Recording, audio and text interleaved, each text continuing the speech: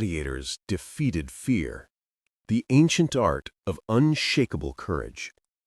Imagine this for a moment. You are standing before a massive wooden gate, thick enough to cage monsters, not men. Behind it, the sound of thousands waiting for your fate. They're not here to watch you fight. They're here to watch you survive or die. There is no in-between. There is no pause. There is no excuse. There is only now. Your heart pounds, your stomach tightens, your hands tremble, and then you understand a brutal truth. Gladiators were not men without fear. They were men who learned how to defeat it. Today, you are going to discover how they did it. And maybe, just maybe, you will discover how to defeat your own fear too. But before we continue, answer this silently.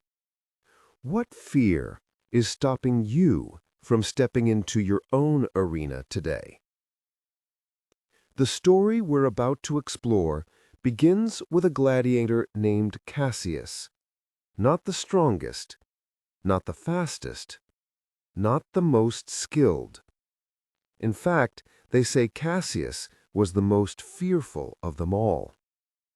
In his first week of training, he fainted at the sight of a companion's blood.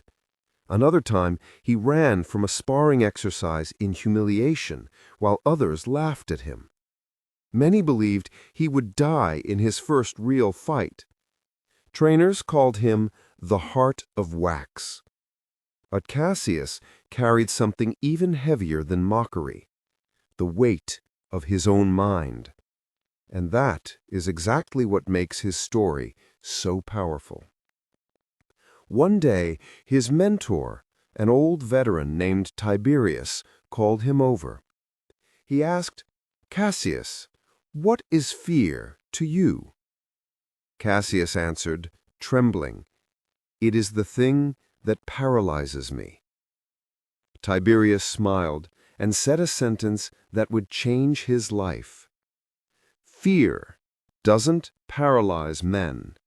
What paralyzes them is fighting against their fear. And that is where the ancient art of unshakable courage begins. First principle: giving fear a shape. Tiberius taught that fear only dominates when it's invisible. So gladiators practiced a brutal exercise: give fear a shape. Most of them did this before entering the arena. They imagined in detail the worst that could happen: the blade piercing, the fall to the ground, the hot blood running, the final scream, the silence of death. It may sound dark, but there was deep wisdom in it. When you imagine the worst, it stops being a ghost. And when it stops being a ghost, you can face it. Cassius practiced this every night, and the more he stared at his fear, the weaker it became. Now I ask you, what does your fear look like? Can you give it a shape? Second principle: becoming aware of the body. Gladiators knew fear doesn't live in the mind, it lives in the body. The racing heart, the tight muscles, the broken breathing. So they developed the arena breath. 3 deep inhales, 1 long exhale. The body returns to the present. This didn't just calm them, it gave the brain back its control. Cassius said this ritual saved him during his first real fight. Now think about yourself. How does your body react to fear? Do you control your breath, or does it control you? Third principle: the warrior's inner dialogue. During training, Tiberius lifted a sword and said, "You don't fear the enemy. You fear the words you tell yourself. Gladiators learned to replace thoughts like, "I'm going to die," "I'm not good enough," with anchor phrases such as, "I remain," "I observe," "I move forward." Simple phrases, direct phrases, repeated until they became instinct. Cassius chose his own. "Fear is the fire that sharpens me." And over time, he stopped fearing fear and began using it. Now I ask you, what phrase could strengthen you when fear rises inside you? Fourth principle. Courage is not feeling less fear, it is moving while feeling it. Gladiators never waited for fear to go away. They acted with fear inside their chest. That's why they were respected. They proved that courage is not the absence of fear, it is movement. Tiberius explained it to Cassius in a raw and unforgettable way. If you wait not to feel fear, you have already lost. Fear will always be there, but it is up to you to decide whether it pushes you or carries you. Cassius finally understood. He would never be brave if he tried to kill his fear. He would become brave by walking alongside it. And you? Are you waiting for fear to disappear before you move? Fifth principle, the ritual of death and rebirth. Before each battle, gladiators performed an old ritual. They knelt, touched the ground, and whispered, "Death may come today, but until then, I live as a warrior." It was a powerful reminder.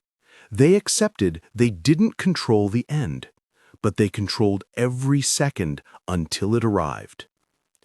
Cassius repeated this ritual, and for the first time, he entered the arena with an open chest, not a closed one, with a sharp mind, not a trapped one, with a firm heart, not a trembling one. Because when a man accepts the worst, he becomes capable of his best. Now, the day of truth came. Cassius would face his first real combat. The gate opened, light hit his eyes, the crowd roared like a living beast. But he took 3 breaths, gave his fear a face, and whispered his anchor. "Fear is the fire that sharpens me." And in that moment, he didn't stop feeling fear, but he let fear ignite his strength. The fight was brutal. No glory, no elegance. But Cassius survived, not because he was the strongest, but because on that day he learned an ancient truth. Fear is not the enemy. Fear is the teacher. And the man who masters the teacher masters himself. Now I ask you, what is the arena you need to face? What fear must you shape, confront, and command? What phrase will be your anchor? You don't need to be a gladiator to use this ancient art of courage. You only need to do what they did. Give fear a shape. Breathe. Control the body. Speak to your mind. Move forward, even trembling. Because courage is not born from strength. Courage is born from decision. And today, you have the chance to decide. If you want the next chapter, how gladiators built unshakable confidence, I will craft it for you.